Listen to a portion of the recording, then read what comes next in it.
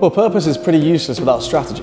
When they hear something I say, I want them to go away with, these are the 3 things you need to do to actually get shit done. I meet so many business owners who have incredible ideas, but they just don't have the courage to hit go. But if you can be the sort of business owner who's just on such a bigger picture, and you're on this mission just to help people in whatever way that it ties in with your purpose, it gives you so much more fulfillment. If you're just there to make money, you leave so much of the fulfillment your business can give you on the table.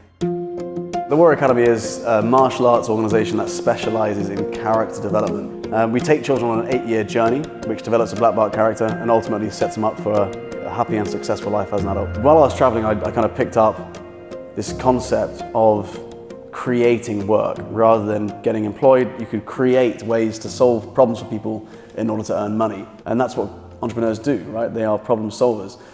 My first gig as a personal trainer was taking over a Thai boxing club, teaching 1 or 2 hours a week. When I was teaching the Thai boxing club, it was in a really run-down gym with a lot of young men who were from very underprivileged backgrounds. These young guys they were rocking up, having slept on the street at night. There was a lot of drugs, alcohol. They'd come into class with a black eye and I'd be talking about why that happened. There was a lot of domestic abuse. There's a lot of violence in their life. This gym was full of testosterone.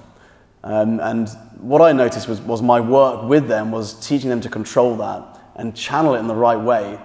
And within a year, 15 of these young men became national champions. They were bowing as they entered. They were calling each other sir. They were shaking hands. They were parking their shoes up and taking their shoes off as they walked in.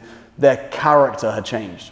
And I realized that if I had worked with them when they were 5 or 6 or 9 or 10, I would have ultimately changed the course of the direction of their life in a way more positive way and set them up for a much brighter future. And so I made a decision to focus on character development at that stage. I wanted to work with younger students, and that's what I did.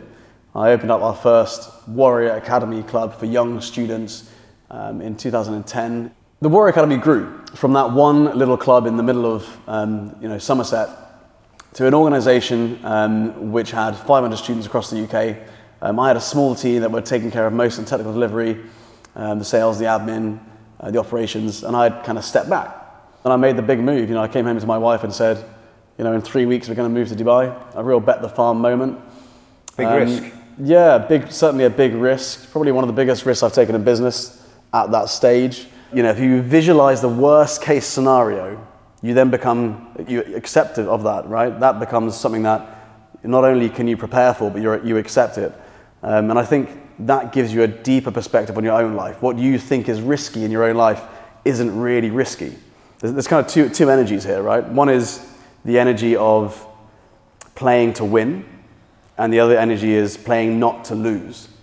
And I think a lot of people focus on not losing rather than playing to win. And so for me, when I reflect on purpose, I look at the energy that I throw into my business, where that comes from, and that comes from wanting to live a big life full of adventure, but also coming from the fact that character development has had such a profound impact on my own life. And I've seen it, having worked with 25,000 kids around the world, I've seen it change so many lives that for me, it's when you've got a purpose and you're aware of the change you can facilitate, it's almost selfish not to help people with that. When I look at business owners who don't want to build a team, they don't want to expand, they don't want to take risks, I almost look at that as that lack of courage or that decision not to take risks is almost selfish.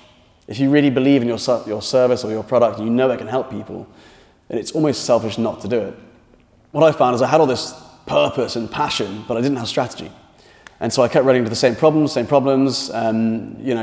were struggling with showing the market how we were different to our competitors with our pricing. We were struggling with HR challenges, and we weren't really growing up to a certain point. And so I needed strategy. So I sought out mentors. I invested into my own education, which really, really helped me and helped me break through that glass ceiling. Even now, I spend more on mentors and education than I do on living. It's like so many business owners I meet, they just want to make money, right? And when they get to that stage, it feels almost soulless. But if you can be the sort of business owner who's just on such a bigger picture, and you're on this mission just to help people in whatever way that it ties in with your purpose, which is what we're doing, then it gives you so much more fulfillment. Think big, have a very different perspective on life. Zoom out, don't look at the next 1 or 2 years. Look at the next 10 to 20 years when you're making decisions.